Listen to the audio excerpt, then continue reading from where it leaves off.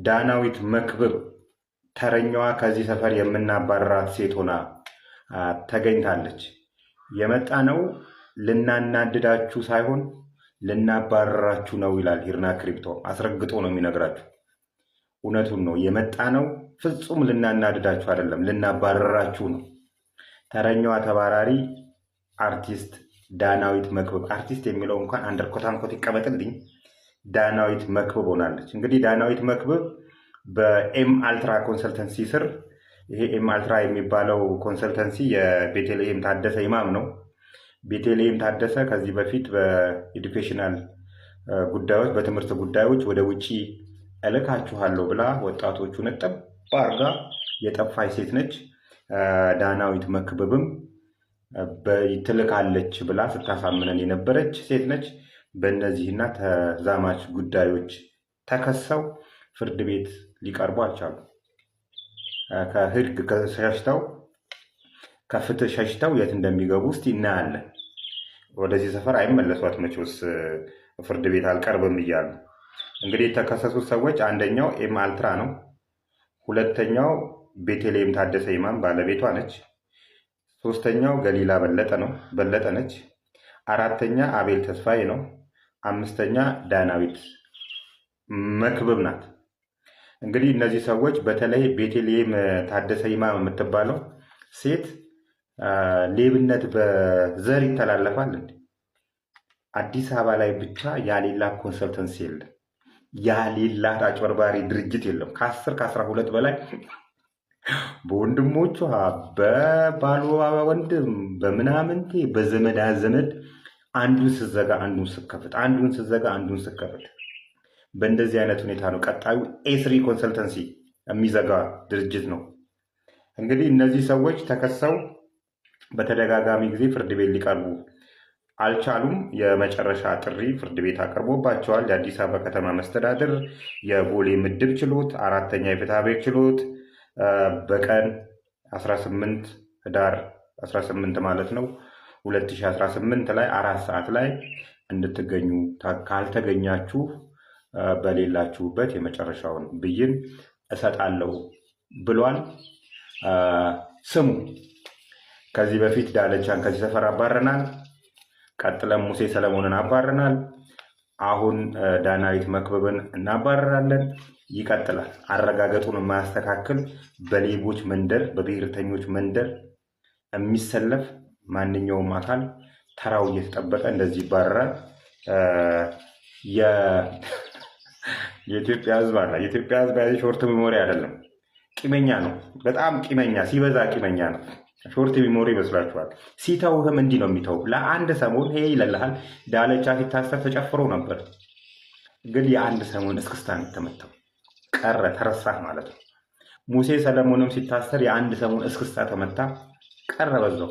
ሁልሽም አካሄድሽን የማታስተካክል ከሆነ፣ ከሌቦች ጋር የምትሰለፍ ከሆነ፣ የተለያዩ ሀገራችን ላይ የተለያዩ ደባዎች የምትፈጽም ከሆነ ከነዚህ ሰዎች ተርታ መመደብህ አይቀርም። አካሄዳችሁን አስተካክሉ ማለት ነው። አንድ ጥለናል። ሰሞኑን በጣም እየጣልን ያለ ነው። በኔትወርኪንግ ቢዝነስ ላይ የተሰማሩ 4 ድርጅቶች መያዛቸውን ሳሰሙ አልቀራችሁም ዓርብ ዕለት።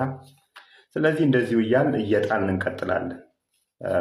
ቃሉን ከሂርና ክሪፕቶ ተውሰን የመጣ ነው ልናናድዳችሁ ሳይሆን ልናባረራችሁ ነው። ዘንድሮ ሾጥ ያደረገኝ ነገር ሳይኖር አይቀርም። ግድ የላችሁም። የሆነ ስፔር ፓርቲ ላልቷል። አሃዱ ሬዲዮ ምን ይለናል መሰላችሁ? አንበሳ የከተማ አውቶቡስ ነው የሚለው አሉና ተገልጋዮቼ ቆሞ የመሄድ ፍላጎት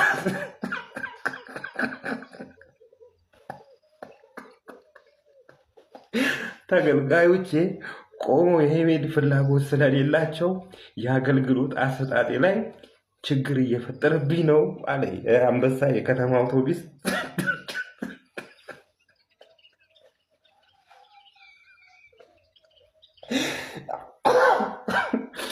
እና ቆሞ የሚሄድ ሰው አንሄድም በማለታችን ምክንያት ማለት ነው። ቆሞ ወንበር ካልያዝን አንሄድም በማለታችን ምክንያት ሰልፉ የበዛው አሁን በየቦታው አዲስ አበባ ላይ የምናየው ሰልፍ የበዛው ህብረተሰቡ ቆሜ አልሄድም በማለቱ ምክንያት ነው አለ ብሎ ይዘግብልናል። ማን ያበደው? እኛ ነን ወይስ አይደለም? እኛ የሆነ ችግር አለብን ማለት ነው። የሆነ ስፔር ፓርታችን የላላ አለና እሱ ማስተካከል ሳይኖርብን የሚቀር አይመስለኝም። እና አለቆቻችን አያዩንም። አለቆቻችን እነሱ በቪኤት ይሄዳሉ፣ እነሱ በገመችት ይሄዳሉ። እንደነሱ ነው የሚመስላቸው። እኛ እንዴት አይነት ትራንስፖርት እንደምንጠቀም አያውቁም። የሚያገለግሉትን ህብረተሰብ አያውቁትም። እነሱ ከሁለት አንዳችን መታከም አለብን። እውነቴን ነው የምላቸው። ወይን እነሱ ይታከሙ ወይን እኛ እንታከም። ከሁለት ያበደው ሰው ማን እንደሆነ ሳናቅ በእንደዚህ አይነት ሁኔታ የምንቀጥል አይመስለኝም። እና አንበሳ የከተማ አውቶቡስ አገልግሎት ድርጅት ችግር የሆነብኝ ህብረተሰቡ ቆሜ አልሄድም ስላለ ነው ብሎ እርፍ አላለም። አረ እንደፈረ ጎበዝ እያፈረ ሎተሪ ደርሶሃል አሉት በሰላም በተቀመጠበት። ከዚህ በፊት እቺን መኪና በ2500 ብር በቴሌግራም ላይ ቴሌግራም መቼ ውስጥ የወንጀለኞች መናኸሪያ ሆኗል። በ2500 ብር እጣ ይህንን መኪና ይቆርጣል ኦሳና ነው ያለ ነው ብለውት ነው የቆረጠ። በሰላም በተቀመጠበት ደውለው ባለፈው የቆረጥከው መኪና ደርሶሃል አሉት። ይህንን ሲነግሩት ከኋላ የሚል ጫጫታ አለ። ሰውየው ይህን ሲሰማ ከበር መልስ የኔ ነው ሳይል የቀረ አይመስለኝም። በጣም እንደተደሰተ ተስፋ አደርጋለሁ።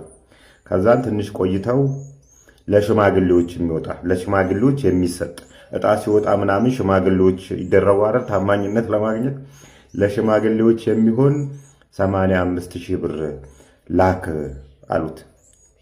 በመሃል ወደ እኔ ደወለና እንደዚህ አሉኝ አለ።